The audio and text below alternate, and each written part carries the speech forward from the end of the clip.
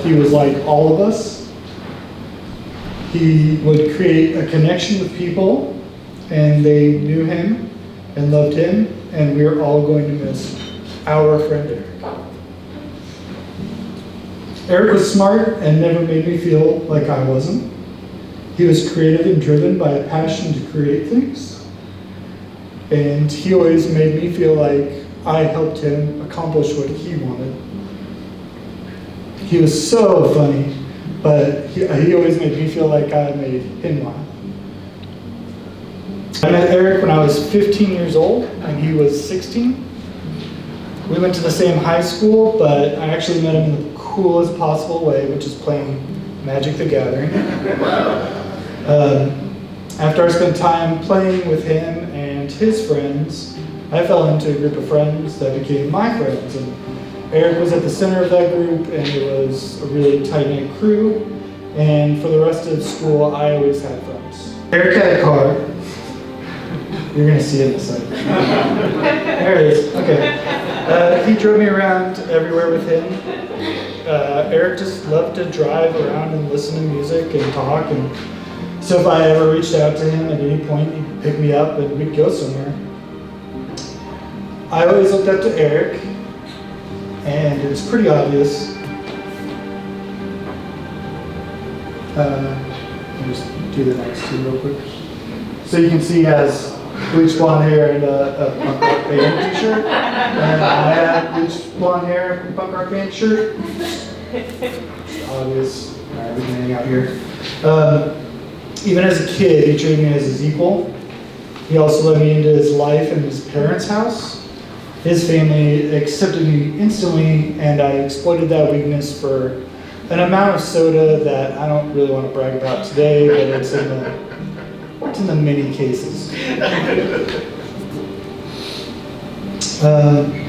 Their home was always open to me, and that was a big deal to me. I had some hard days at my house, but I always could go over to his house and hang out there whenever I wanted. And that time was well spent. We figured out how to cook, we played games, we watched movies, and then I'd sneak away to do my own thing, and then when I came back, it was like I had never left. A year after I met Eric, I lost my dad. I was 16. Our group of friends was really there for me. Eric was always there for me. He was so good at being a friend, even though I wasn't a good one yet. Never mattered to him. He was just a part of my life. Eric loved art, and it manifested in his passion for music and movies. He introduced me to a lot of both of those things. I'm not saying he had like the greatest taste, but he did help mine become a little better. Eric went away for college, and that sucked, but did I mention that we were nerds, like with Magic or something earlier? We were early internet adopters, and we used a system called the Internet Relay Chat to stay connected while he was gone. He used it to grow a network of friends worldwide. Worldwide is probably like stretching it a bit, but we had new friends in Ohio and Chicago, and a couple of cool dudes who played Magic in New York and California, lots of stuff. Like, he was good at making friends on the internet before Y2K. It was insane. Yeah. He moved back, I finished high school, and we got an apartment together. It was my first time living away from home. Eric, Rachel, Dan, and I got a 3-bedroom apartment in the Northland together. It had its ups and downs.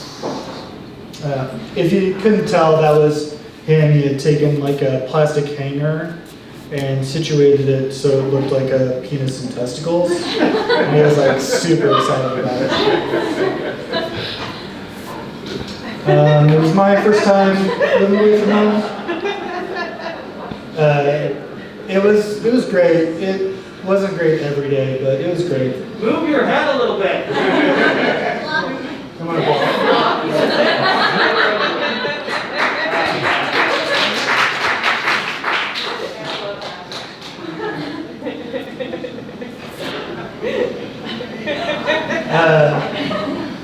Yeah, we smell snuck people in there. It's fine. Life kept moving. Eric got married and asked me to be there for him. And I got married and asked him to be there for me.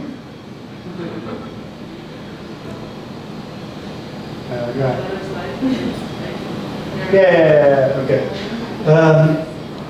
And go ahead and slide one more time. Eric started a family. He had a baby girl. He called me from the hospital and told me what time they were leaving so they could take her home.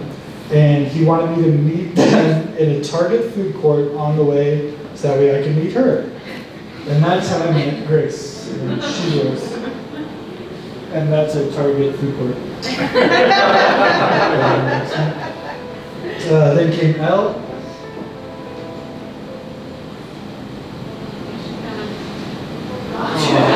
And then Jack. I'm sorry, I thought I hit play. This one's Elle. Obviously. And then that's Jack. That's Grace. I have a lot of stories about Eric's kids because I'm lucky enough to have known them their whole lives. Mostly it's just a big dude to climb on. Yeah, next one. Actually, just do the next two. And my phone sucked, I'm sorry. They did that a lot. Grace couldn't totally say my name when she was little, so she called me Jordy. And then Eric called me Jordy, and then basically everyone called me Jordy after that. And all the kids called me Jordy, and it was a really special thing for me. And then they got older and stopped doing it. Everybody kind of stopped doing it except for Jordy. Next one, please. I got to be with him when he was with them and see up close how much he gave to them in terms of love and learning how to live and learning how to love. He shared everything he had with them. He raised them to be smart, funny, strong, and self-sufficient. I could talk about the kids all night, but let's just keep talking about Eric for a second. He was endlessly creative, and he really loved to create art. He super loved making movies. After his big short film project in art school named Between Games, he started to include me as a collaborator, and he made a network of film friends who recognized his talent and wanted to be a part of what he was doing. I was just one of many people who he loved working with. I can't name everyone, but if your name is Santiago Vasquez, I'm talking about you. For anyone who ever worked a day on a film with Eric, then you probably made his days. He loved it, even though it's a really difficult thing to do. It takes a lot out of people. I got to contribute to making a short film with him called Help Yourself. And I helped him film another short film called Second Lives. And we definitely did film a documentary called I Came Again about magic. Yeah. And then we worked on his first feature film, Out of the Plains.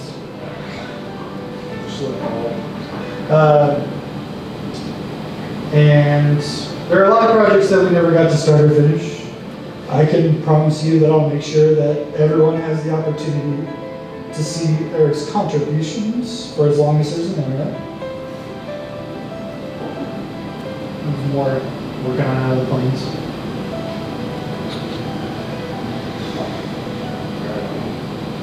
Alright, that's a good stopping point. I think I made it clear that I got a long time sharing with them.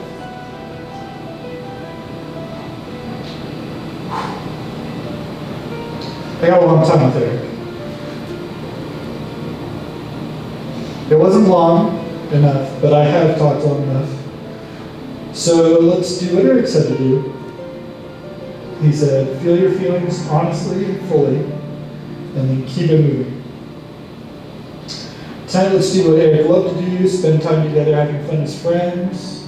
Feel free to hang out and talk and drink and tell stories and laugh and miss our friend together. Eric loved to go out and listen to Keenan Nichols play music. And Keenan put together a playlist of music for us tonight, so that's what we'll be playing. Alex Napper put together a bunch of ones and zeros, and we'll have memories of Eric projected on the screen up here. Record Bar will have us until 1 a.m., so please make the most of it. Wear your masks. And one more slide, please.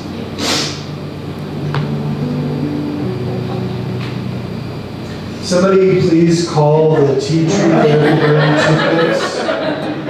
I didn't have time to, I don't have a number for them. Just somebody please make sure they're okay. There is a table with cards on them, much like the ones that he used to carry around. And hand out, so please take those off the tables. These are replicating cards that Eric made with his friend Kyle to act like business cards, but with no information on the back. One side had a saying that he thought was really fun. On the other side is a QR code that links to the Eric Atwood Memorial Fund. I know that everybody here, well, maybe not everybody, but so many people here tonight have already supported it with generous donations. It's a crowdfunding effort to support Eric's kids. Please support them. If you can donate, please do. If you can share the link with others, please do that. Simply sharing it will help get it to the people who care about you and you care about Eric. Super important. I want to offer my most sincere thanks to anyone who has helped support this effort by donating and sharing. Your actions really provide support to Eric's kids, and they need that. One more.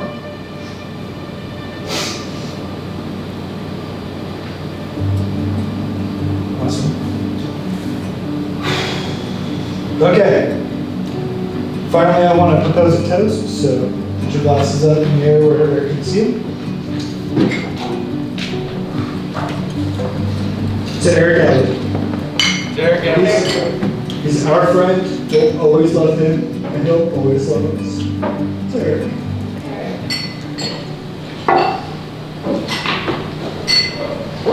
Okay, I've had one of my. I can't think of a story to share, but I wrote his obituary, which was very hard. But I think a lot of, thank you, Alex, for putting that together. There's a lot of people I saw that I don't know. There's a lot of people here that I don't know. And I could tell by the GoFundMe page, you know, how much he affected everybody and how many people truly love him. And I appreciate you all. And just as you think of stories, pictures, I know a lot of you weren't represented here. If you can, you know, email us, Facebook us, whatever, write up a story or video telling a story just so that we can make sure that those memories don't die. We can carry those on. So thank you all. I'm the OG Ash. He took me under his wing one time. We played pool, we played PlayStation. The guy was very gentle. I don't know, him and his main man, Dan Burdick, wherever the fuck he is. In that place, we played a lot of ping pong. We learned about the internet. That's where they started to get rich. We ate a lot of macadamia nuts. Because Dan's mom flew to Hawaii quite a bit. They gave me a bunch of Coca-Colas. We went to the hot tub way too many times. Shared girlfriends. When I was the youngest, started some shit. Made out with Rachel Waffle on the bus to Science City. Then Dan, then Eric. I don't know. I'm just one of his friends, and it's heartbreaking. Love y'all. Say, I didn't write anything down. I just wanted to talk. My dad was a very strange man. He was very funny, very weird sense of humor, but he loved people very much. I'm glad I got to know a lot of his friends. I miss him sitting in the car with me. I miss going to the store on drives. Every time he went to the store, he would ask me because we liked going to the store for some reason. I remember one time he was, every time we were in the car, I would play No Doubt, and he always wanted to try to sing Gwen Stefani's vocal pitches, like he would try to match them. My favorite thing was driving to Colorado, 13-hour drive. It was really late. Grace was asleep in the back of the car, and he was trying to sing her vocals, and it was the best thing. It was really pretty too. One thing that I did plan for this was I wanted to say he was always right. In every situation, he was just always right, and he was. So, you were right, Dad.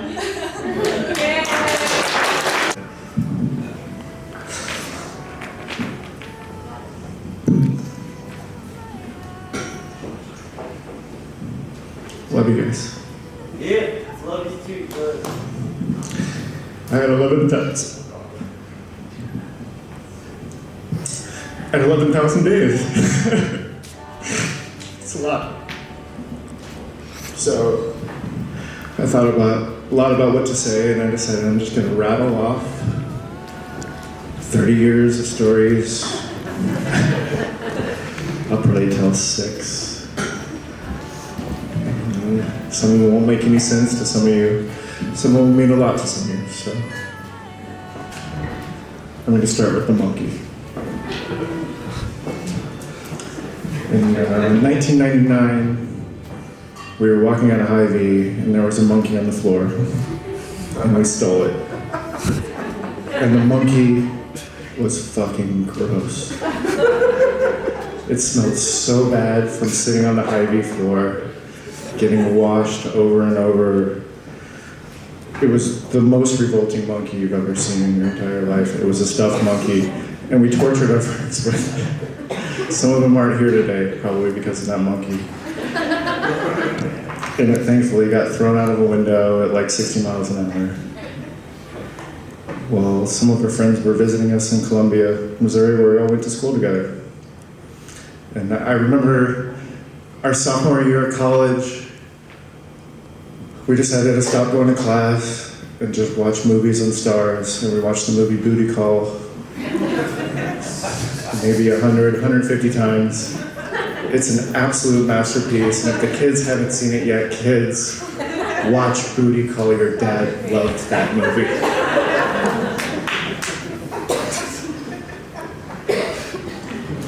So one of the things the kids didn't get to experience, most kids don't, is their parents' wedding.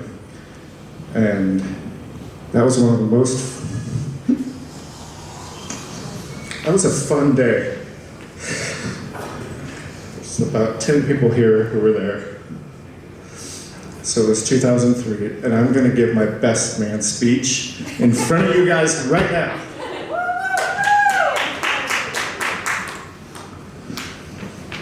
So this is it, it's starting like right now. So I remember a time when Eric had just suffered a heartbreak, and he thought he'd never get married. And I told him, no, Eric, someday you'll find the girl of your dreams. She'll be 5'7", have long brown hair, a beautiful smile, blue eyes. And someday you'll get married to that girl. And you'll get married in a farmhouse. They got married in a farmhouse. That's important for context. And it'll be a beautiful spring day that was also accurate. And there might be some goats there on the farm.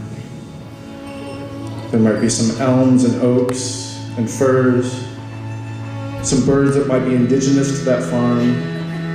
will be some blue-breasted sparrows, blue jays, and robins. And on that day, I'll stand here with you.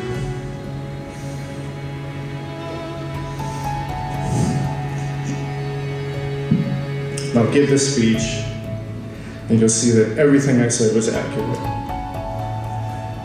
But of course, you'll see that I was totally wrong because Rachel was natural born blonde.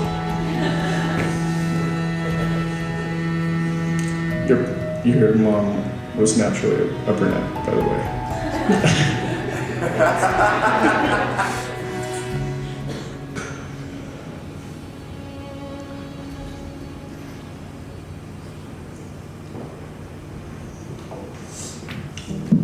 So the thing I really want to say, because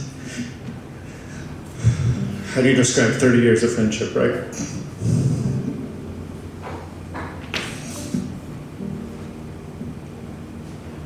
Is that every day I was with your dad, I felt safe. And I feel safe today looking at this room and knowing how many people loved him, and not just loved him, but revered him. I don't think we have to be shy about how we speak about this man. We know what his nickname was.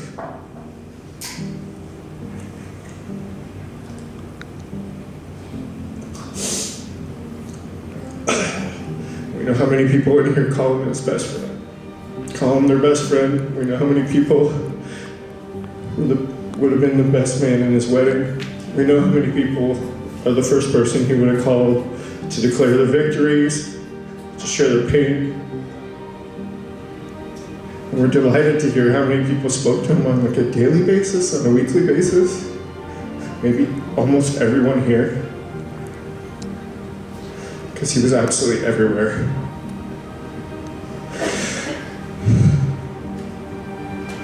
And he was my best friend.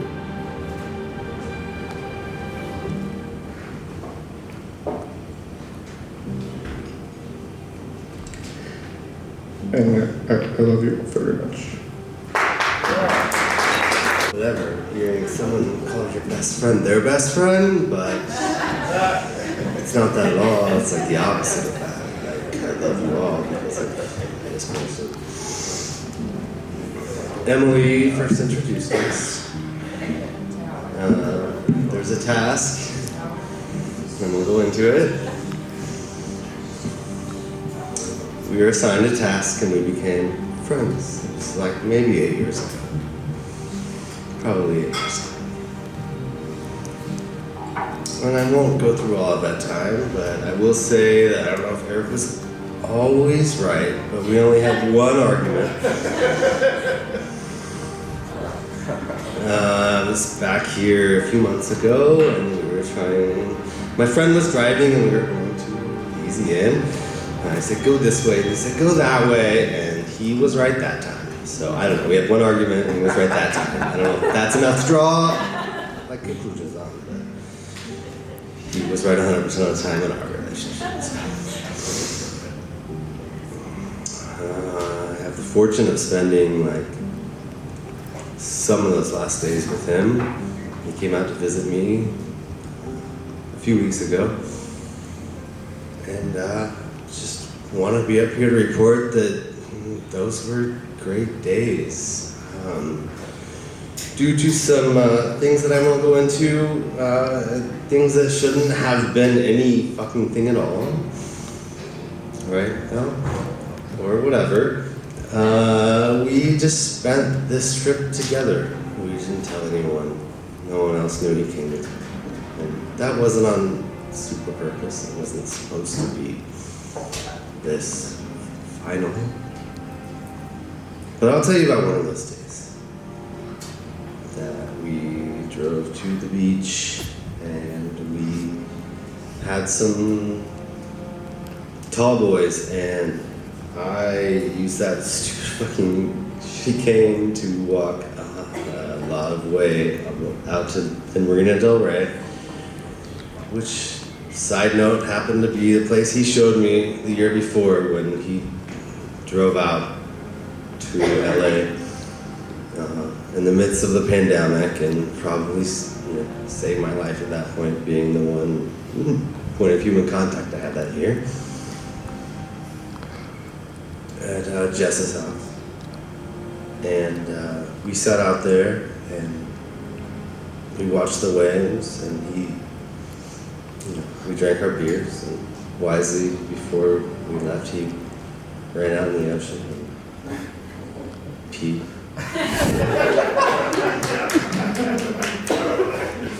I'm a bad planner, so I didn't, and I drove all the way home, and it took like an hour and a half. It's the theme of that, I guess. Then we went out and saw comedy. And, What'd you see?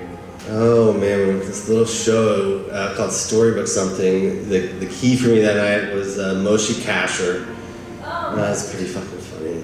It was a good set. But then afterwards we went to Sage Bistro where we ate vegan, plant-based food. And he sent pictures to all of you, I think, to like, show that off. And it was really good. And then we went out. We went, this might sound weird for him. We went dancing. We went to a place. No, yeah, not weird, but not like just hokey pokey Eric dancing. Like he embraced it. He this is something I want to share about Eric, was that I get the hokey pokey dance Eric. I know that Eric, but the Eric where he let go and actually did it without being self-conscious or self-deprecating about it, just like closing his eyes and enjoying it. That was the new thing. And I was like 2 weeks off of the broken femur and a bunch of things, but I threw the cane down the same way and we did that, and it was one of the best nights of my life. And I've heard him tell the story even after he came back just a couple weeks ago about how he's told other people how he had such a great time. And, I look back through that trip and feel so fucking grateful that we had those days. And selfish that we didn't share those. But he was happy.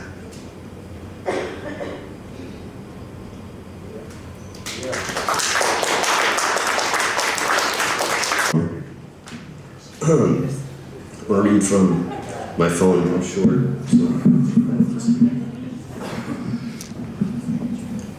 Okay, so I first met Eric Atwood during a filmmaking class at UMKC in 2005. Eric was just someone you wouldn't forget after one class with him. He was tall, bespectacled, a head full of untamed onyx hair. Every time he spoke in class, you knew you would hear something worthwhile delivered in his calm, all-knowing voice. It was also abundantly clear how passionate and talented he was. So, almost annoyingly so. It's like, man, you are really good at everything. It's kind of annoying. Through the class and talking about filmmaking and movies and comics we loved, we became friends. He was like the first real adult man friend I had in college. He married, had children, he was responsible and shit. It's crazy. He and his wife Rachel had game parties. It was my first time ever playing like apples to apples, Cards Against Humanity. And the thing I learned quickly about Eric after attending a few parties was how beloved he was by a variety of people. When Eric Atwood started going out and about and drinking and having fun in public, that was something I hadn't been used to because I knew him before he did that. And then so seeing him out and about was always one of the best things. For one, he was always in the company of no less than 3 beautiful women. One was usually a singer, another would be like a playwright. That's just how he rolled. Just because the more Eric Atwood went out into the public, the more members of the public fell in love with Eric Atwood. So the eclectic nature of his friend group and the people here tonight is a testament to the gentle and inviting nature of his soul. So I just want to tell his sisters, children, Ash, and everyone here how lucky I consider myself to have been one of the many who loved Eric Atwood. So, thanks. We met in 2012. I just moved back from Japan, and he was going through his divorce, and we sort of became friends in this sort of transformation process of both of us. I think we were both going through so much, and we bonded, we connected immediately. And there's so many memories from those times. Specifically the last few years, though, I think our relationship has been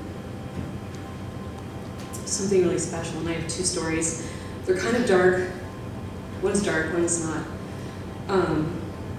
A few years ago, I was going through some really major stuff in my life, really big trauma stuff, and I had texted Eric one night at 2 in the morning, and I said, I need you, and I didn't say anything else. And he drove, I guess, like he didn't have the car for some reason. He drove his dad's car, I guess, to my house at 2 or 3 in the morning, and I had broken a bunch of stuff. I had had a like kind of a mental breakdown. I was going through this crazy time in my life, and he came to my house, and he just sat with me in my chaos, like, with me.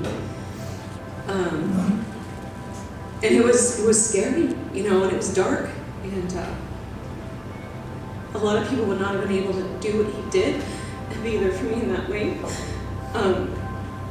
A lot of people in my life weren't able to be there for me that way, which was part of my struggle at the time. And he just was.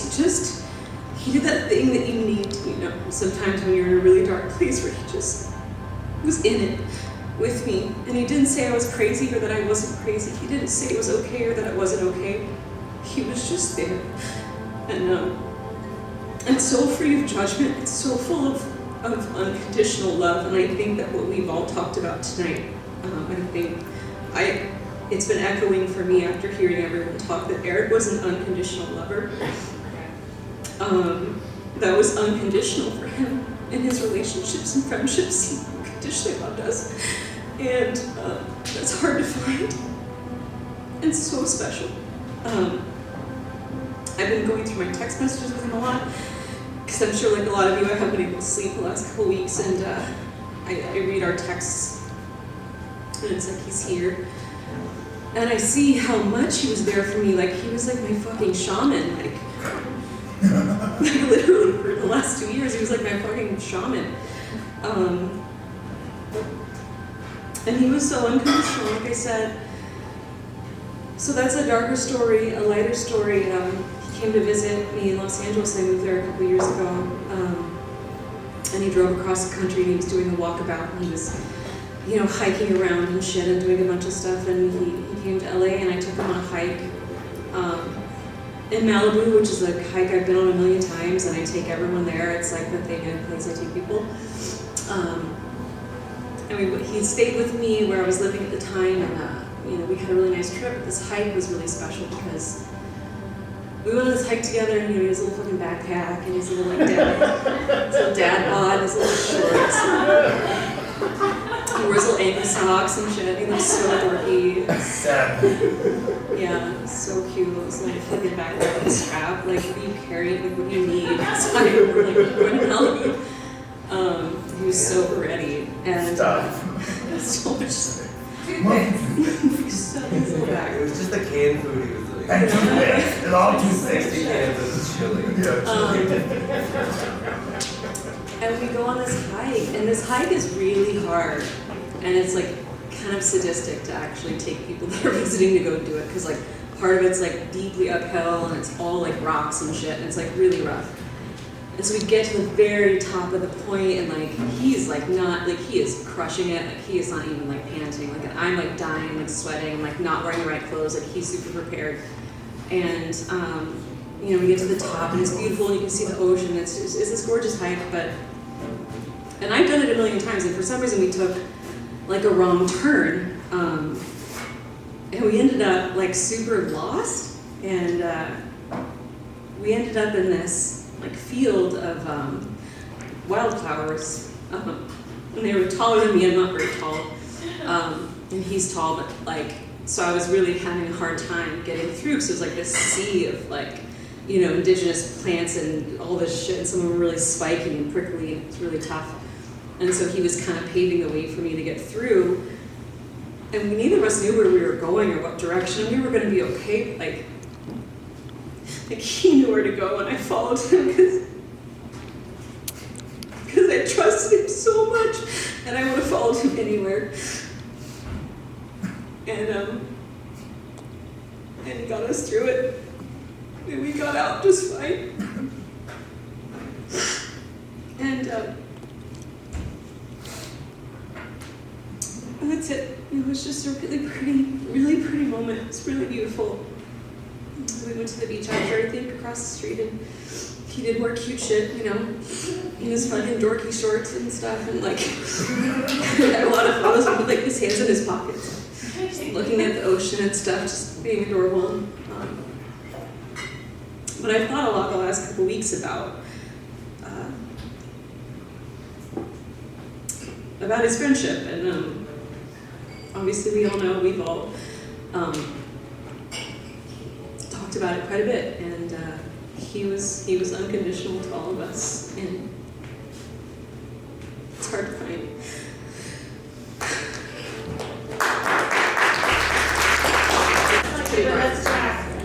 All right. Oh yeah, that's right. My dad definitely was not right about everything. Like, and for some reason he couldn't accept a child being right about something. And there'd always be a reason, like, oh, I thought that was the answer because, blah, blah, blah. And then he just goes on about why he's right. He definitely wasn't a perfect person. I think he'd appreciate not being idealized, but he definitely had his demons. I don't know. You're doing great. You're doing great. I don't know. He was just, I can't even describe him as a person, but he fell in love with that stupid cat of Ash's and absolutely took over her. That became his cat. And she forgot completely about Ash. She just fell in love with Dad. And then he got super into cat memes recently, all over Twitter, all over Instagram, just all about cats. And a few days before, he was just telling me about how, he was like 8 hours behind on like the chess championships. And how he had to like finish watching all 8 hours of each day of it. And, what about the little Miss fucking Sunshine mug? oh yeah. Little Miss I did fucking have that. Sunshine. You had that mug, Picture. right? He still has the picture. Yeah. You guys are all in that picture. I know. Mug smashed though, but No. like but I remember the day before we just spent it with Jack and I, and we just drove around, we went to stores, and he told me he would take me Christmas shopping that week so I could get people things. But I don't know. I have something else.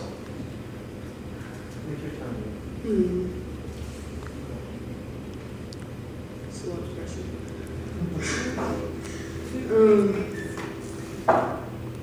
I don't know, just over anyone, he was just always the person that was like, just there. Like, everyone else was all over the place, or just gone, but he was always the one who was really there.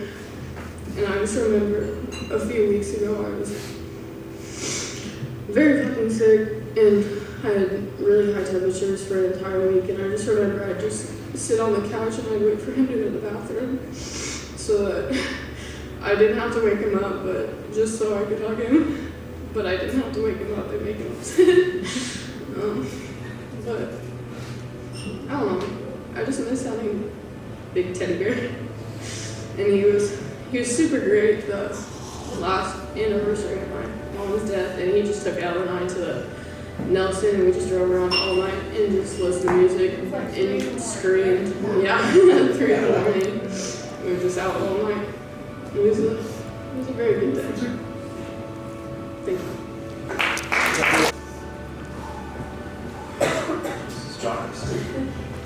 Hey everybody, I'm Jonathan.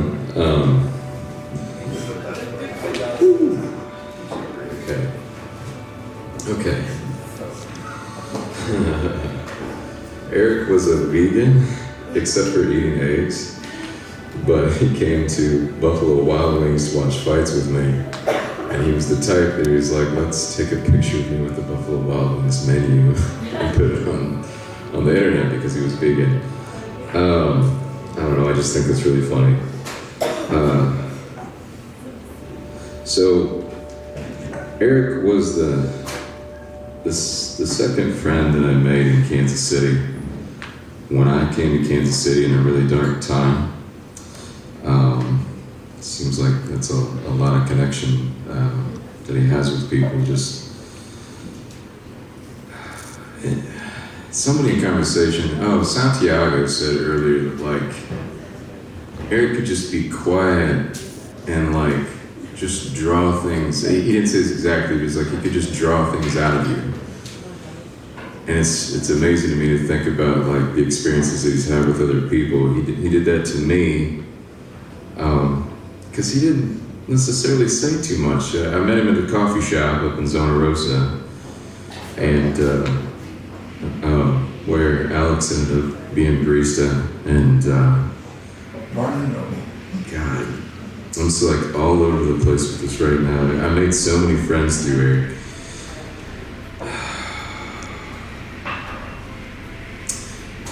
So everything you guys have all said completely rings true. He was my best friend, you know, for 11 plus years. And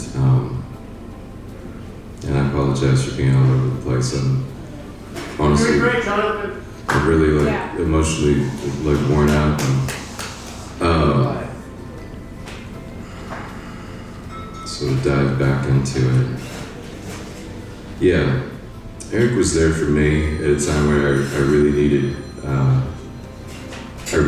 a new good best friend, and god damn, you guys all told me someone better to fill that role, and I got lucky.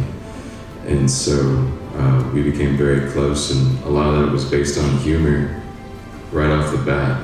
He pulled a lot of honoriness out of me, and he didn't have to try. We laughed so fucking much about so much dumb shit. Hey Jonathan, stuff. why don't you tell us about his 40th birthday in Vegas? Well, we can get to some of that maybe. Yeah. That's something there's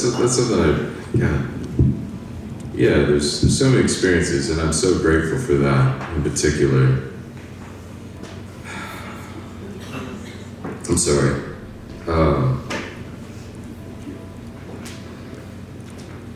Like Dan said, what I want to share with, like what Dan said earlier about the whole thing that rings true with me with Dan is that he felt safe around Eric. Yes.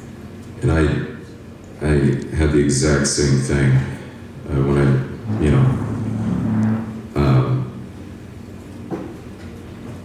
I never felt more chaotic in my entire life than when I found out, the day that Eric had passed, and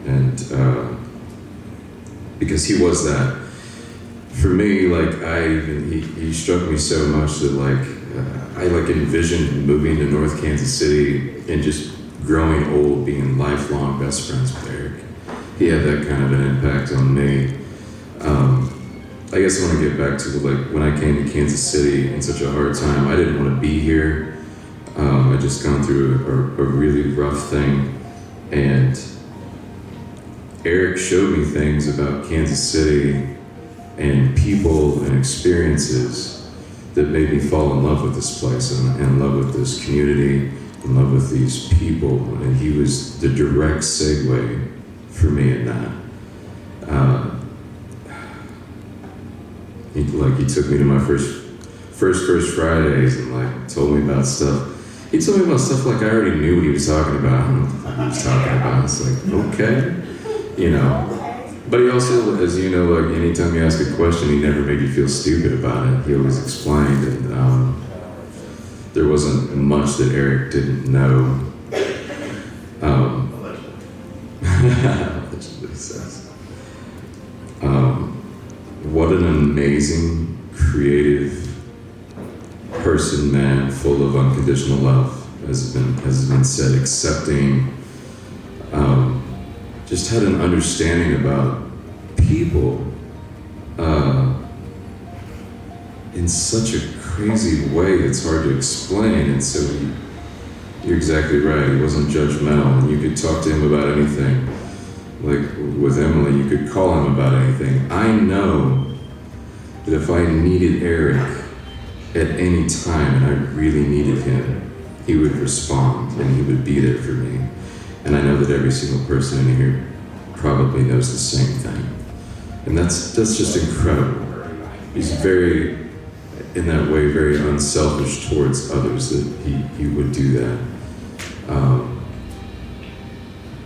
God. And I'm envious in a way.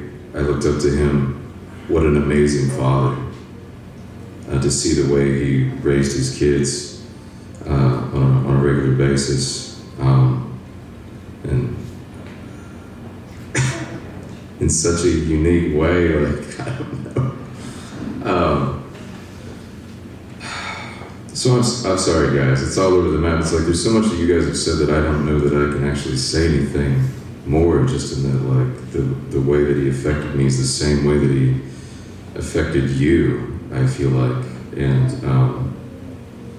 you know, he loved me, and I know that he loved me as a person and accepted me, and I loved him. And I appreciate every single person being here. I appreciate every single person's stories. And like I said, I'm mentally worn out. I would love at any point in time if anybody wants to talk to me about Eric or share anything about Eric they didn't say tonight, or just talk at all. I am always open to those conversations with anyone at any time to honor somebody who should be here with us. I will share one thing, and I feel like I said, I'm worn out, so I feel emotionally a little disconnected. But the night, you know, that Monday night, which was very chaotic for me, and as I'm sure it is for a lot of you, I finally went to sleep, and I had a dream, and the dream was very, very chaotic.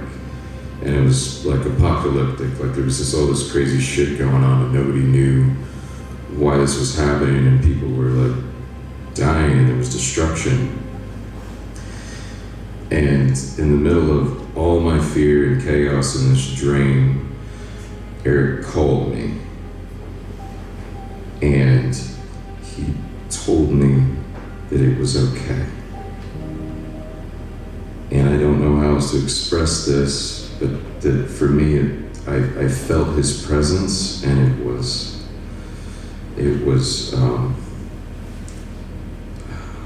peaceful and serene and understanding and on a different level. And I don't know how else to verbalize that, but I believe that he is transcended, but without being able to explain better, into a place where he shares a part of us and our souls, and always will, as much as you want him to, that he will be there. So that's all I really want to share right now, and I love all you guys, and I appreciate it. So, Hi, I'm Michelle. I'm a friend of Ash, and I wanted to come up here and share my perspective because, unlike most of you, I wasn't that close with Eric. I knew Eric through the lens of his relationship with Ash. And so in those 2,000 days that they were together, I heard a lot about Eric, about Ash's relationship with Eric. And what I wanted to talk about was just how I formulated my perspective about how Eric is God. Yeah.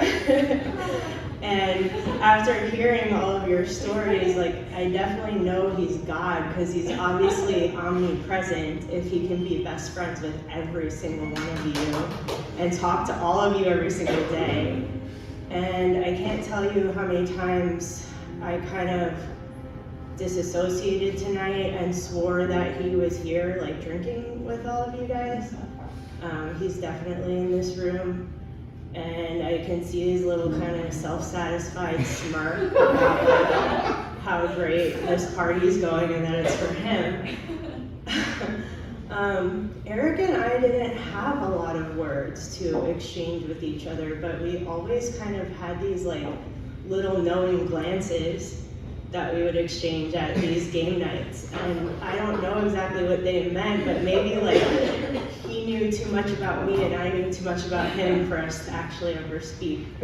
And I just saw him at the grocery store, Whole Foods, like 2 or 3 weeks ago. It was the last time I was there, and now I feel like I'm gonna wanna go back and look for Eric, but we kept running into each other in the aisles and we didn't wanna have an awkward conversation, so we just those like knowing glances every time we saw each other. Anyway, about Eric being God, and I think about this a lot when I think about how I wanna proceed with my life actually, way before any of this happened. I think about Eric's approach to life, and I think you guys touched on it. It's that he always had the understanding that no matter what was going on, things were gonna be okay. But I think he also knew that like things were gonna end up in his favor, and so he just proceeded with his life that way. Like he approached life like, everything is cool and everything's gonna go my way. Not in like a selfish way, just in like a really self-assured way. And I don't know if you guys like hear all this shit about manifestation on Instagram or whatever, like he got it, he nailed it. Like everything that he wanted or dreamed about came to fruition. And I know it was joked about at the beginning of this year that he said this was gonna be a banner year. And I've been watching his Instagram account and seeing all of his travels and how his art is selling in galleries. And I've seen him at the Parkville Nature Sanctuary too, coming out of the woods. And I know that was one of his favorite places, so I don't think that was unintentional for him. But I just wanted to give you guys another perspective. I know he's here with you tonight, and I wanted to stand up here and thank God. Yeah. Friends with Eric, I'm Danielle. I was just friends with Eric a long time ago, and I hadn't talked to him in a long time, but I remember when we were friends, he was still married and I was still married, and we were a couple friends, and we had game nights, and it was usually like dudes and chicks together, and it was like a group. And I remember one time the chicks were like, let's have a girls' night, and we hadn't really been together without our significant others, and so we all got together, and for some reason we started talking about our significant others, and a lot of the women were like, oh, I hate when my husband does this, and rah, rah, rah. And I remember that Rachel and I looked at each other, and like we were like, we like our significant others, like we really have like respect, and like so while everyone was kind of yapping about it, it was just so lazy. It was just like we were just like, yes, that's really funny, and like I really like him a lot, and that just like stuck in my brain because you know when you're in your 20s and you're egotistical and you know it's hard to have those kind of relationships where you have respect and love for someone. So yeah, I mean I hadn't talked to Eric in many years, and I think you didn't have to have talked to him every day for him to make a big impact on you. So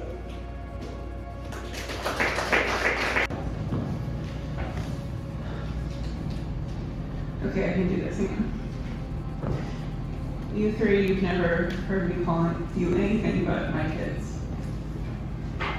You're my kids. And I'm so grateful to your parents. And something I want to say to you is that I don't know if you know,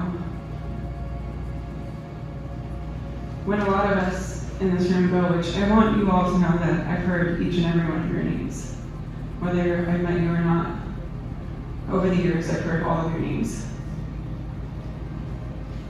I don't know that our lives will all be celebrated this way. I want you to know how special your dad was. This is incredible. So all I can do right now is read something that I wrote. Because when I talk further, I won't get through it.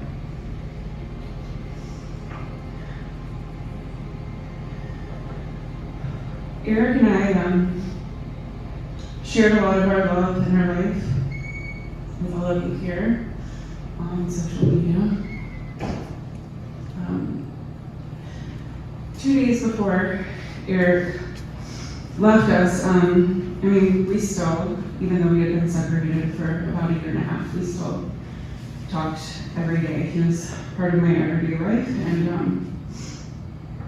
we were talking about time, as we do, and how easy it is to forget so much of our day-to-day lives. And just randomly, recently, I actually added up the sum of the days that I had spent with your dad.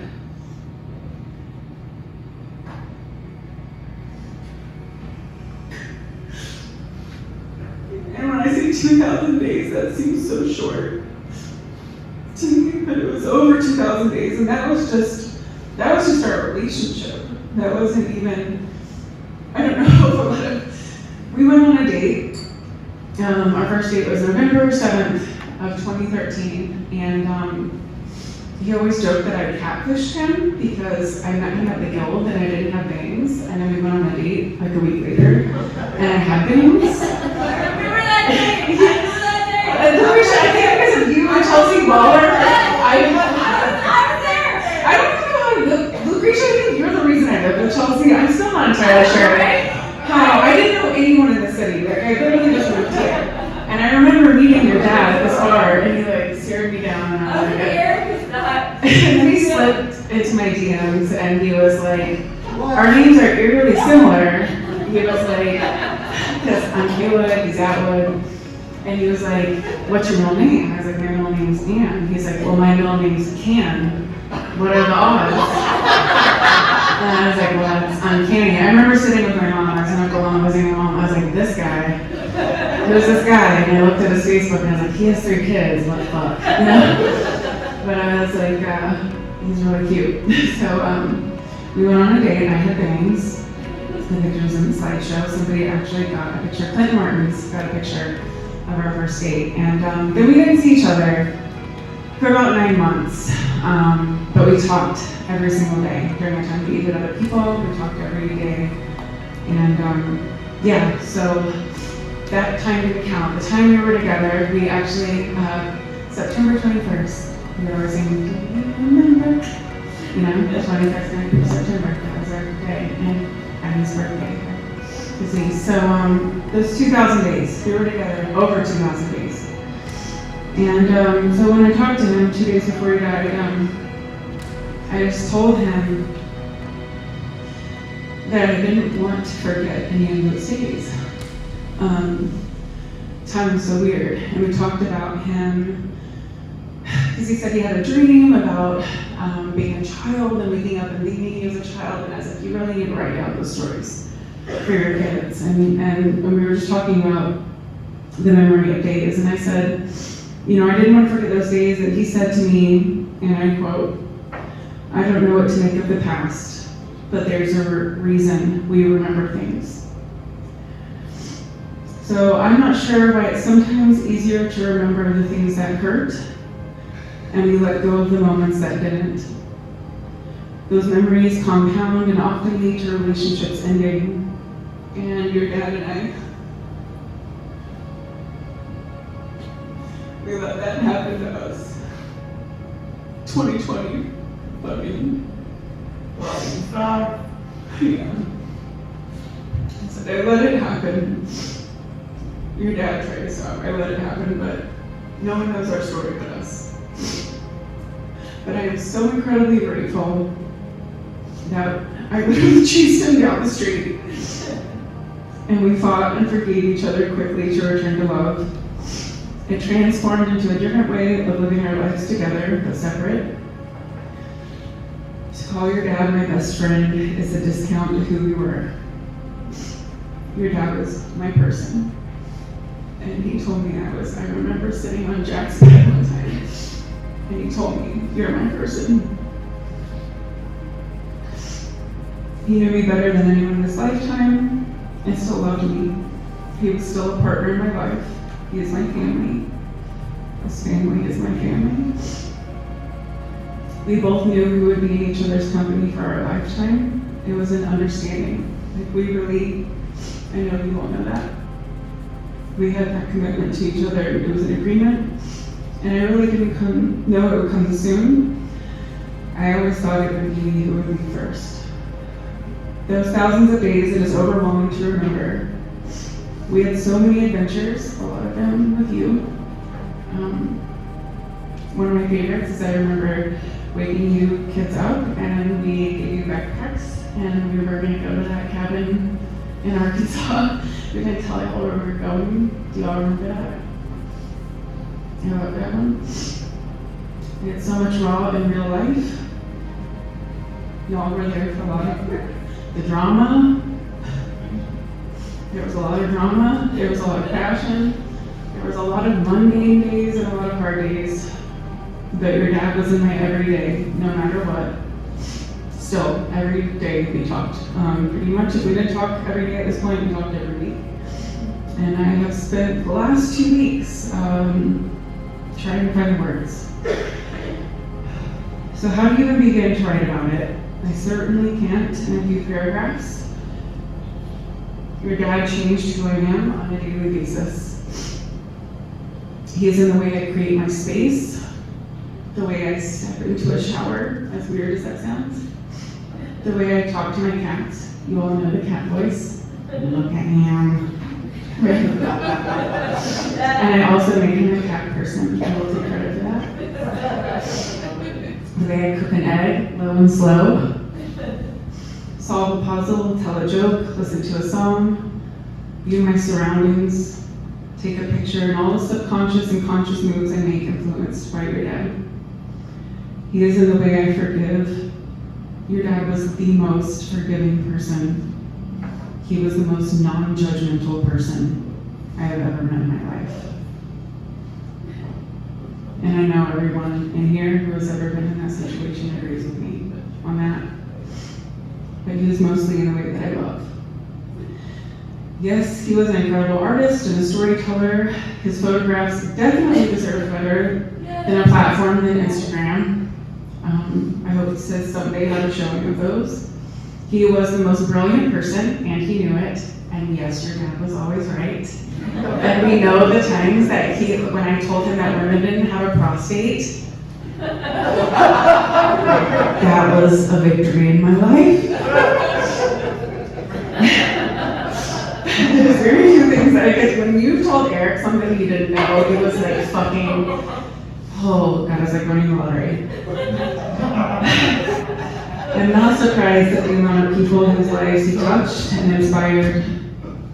Your dad was truly his own person, unapologetically. He wasn't sorry for it.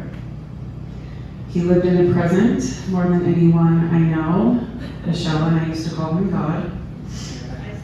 Yeah, he was God. He was very present. And sometimes it was maddeningly so. Eric was also a 360-degree human. He had his home life with us in his sweatpants. We were talking about this, like, I love to think about all the things that he did, all the phases that he went through of collecting things. We went through like, what? Games, we went through fucking the Pokemon Go phase. I got up at 6 a.m. to go find him a fucking Pikachu at the Nelson. Like, he wanted all the Pokemon Go characters. The Looney Tunes game that he played for a while, PUBG, we all went through that phase together. But he also went through phases of collecting things and like tiny trees, like Jack, I don't know if you remember when we had all the trees lined up in the back deck. The Buckeyes, just recently, he was a collector. He would get very obsessed onto things and hook onto those things, and he would get really excited about that stuff. We saw him in his sweatpants. We saw all the stupid movies he liked to watch, even though he was a film buff person. He really liked bad movies. But that's the thing about us that lived with him, is that we saw all of those sides. You know, he was a fully fleshed out person. One thing Eric always told me was that love is a practice. And we put real effort into our love until his last day. The last thing he said to me was very much, "Your dad." I sent him a picture of this round barn I used to go to Cotillion in Oklahoma when I was like 12. Because the inside of it was beautiful, and I knew your dad would appreciate it. And he said to me, "I like to think about little Ash going somewhere." And you kids know that's the kind of thing he would say. Little Ash, little Ash, little Alma, little Al, little Grace, little Jack.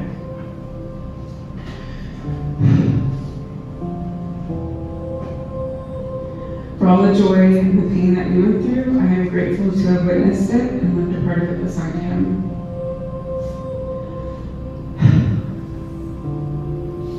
I am grateful for the family he gave me.